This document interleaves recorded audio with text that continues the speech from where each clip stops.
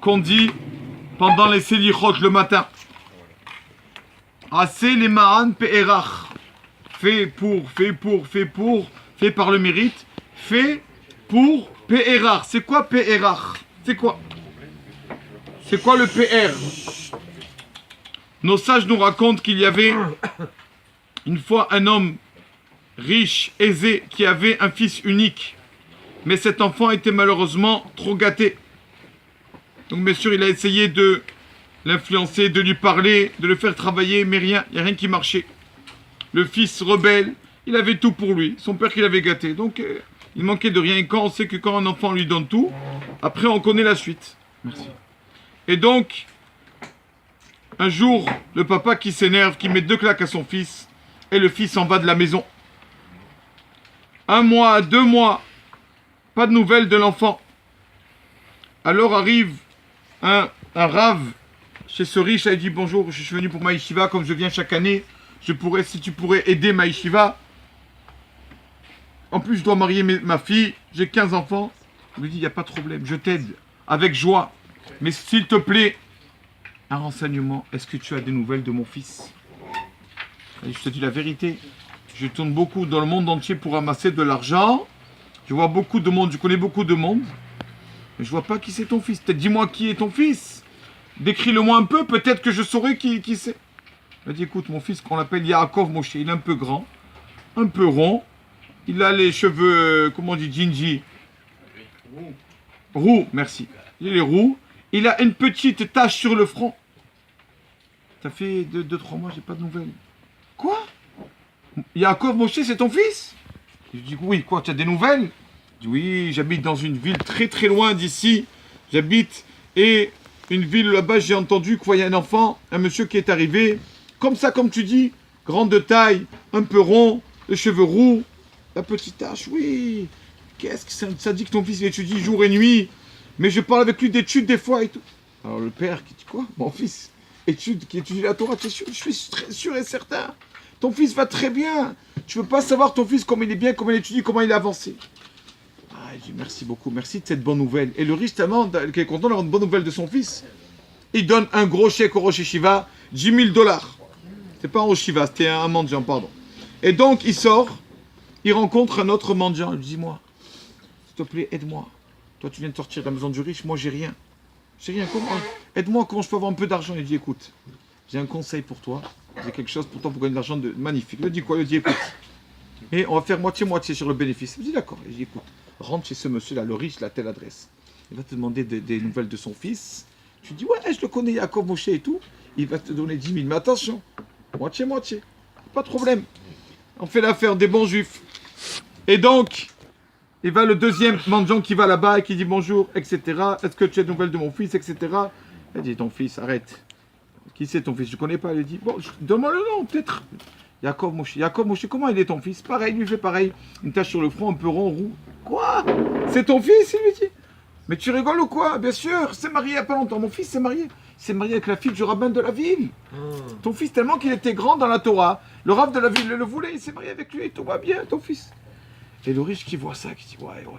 Mon fils, le rabbin de la ville, il dit, écoute, si tu veux, je te donne pas $10 000, $50 000. Reste avec moi ici 7 jours. Il dit, pourquoi faire? Je vais inviter tous les gens de la ville.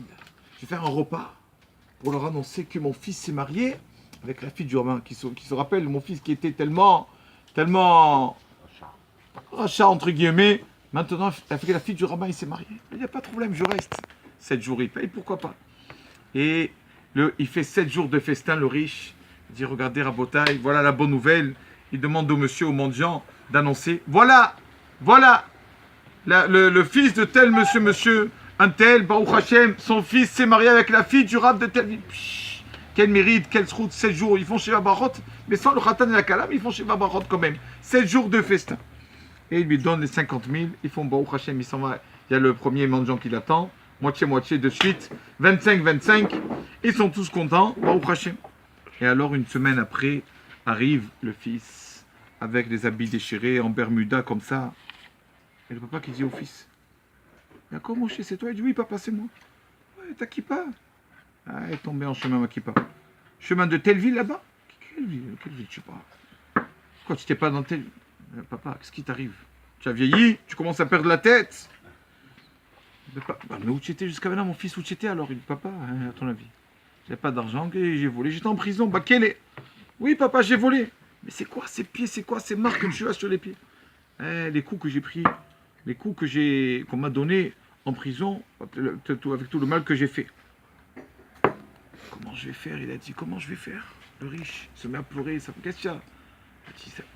J'ai dit à toute la ville, j'ai lancé à toute la ville que mon fils était tellement pieux et intègre qu'il s'est marié avec la fille du rabbin pendant une semaine, j'aurais vendu ça. Et maintenant, il me voit mon fils comme ça. La honte. C'est de ça que j'ai honte. Il dit le Chafetz Chaim, il dit, c'est pareil pour nous, le peuple d'Israël. La Gemara nous dit dans Brachot que Akadosh Baruch Hu a des téfinim là-bas dans le ciel. Dans cette fille, qu'est-ce qu'il y a marqué? Umi ki amecha Israël goyechad bares. Hachem, il dit, il n'y a pas autre peuple aussi beau que mon peuple, le peuple d'Israël. Hachem, donc, vante le peuple d'Israël. Hachem dit du bien sur le peuple d'Israël. Il n'y a pas de... Et c'est pour ça que la Gemara, elle dit, quand un homme faute, alors la Shekhinah, Hachem, il dit, Kalani Meroshi, qu'est-ce que je vais faire sur ma tête, sur mon bras, c'est-à-dire les téfinim là-bas. Le peuple d'Israël, il faute, alors j'ai dit du bien sur eux. Et donc, il dit, c'est ça. La Kadosh Baruch Hu, il dit, comment, mais téfinim? Il y a marqué comme ça du bien sur le peuple d'Israël, et regarde les pauvres ce qu'ils font. Ils ne sont pas toujours à la hauteur. C'est ça qu'un Rav Rabbi Zoucha qui disait, une personne, il disait comme ça dans les deux sens. Il disait, moi je dis toujours Hachem, maître du monde, si tu pardonnes pas nos fautes, t'es téfilim. Ils ne sont pas cachés. Faut changer d'être fidèle, change-les. Il y a marqué que le peuple d'Israël est propre, intègre, on est tzadikim. S'il y a du mensonge, il faut change de tes fidèles, on achète des autres.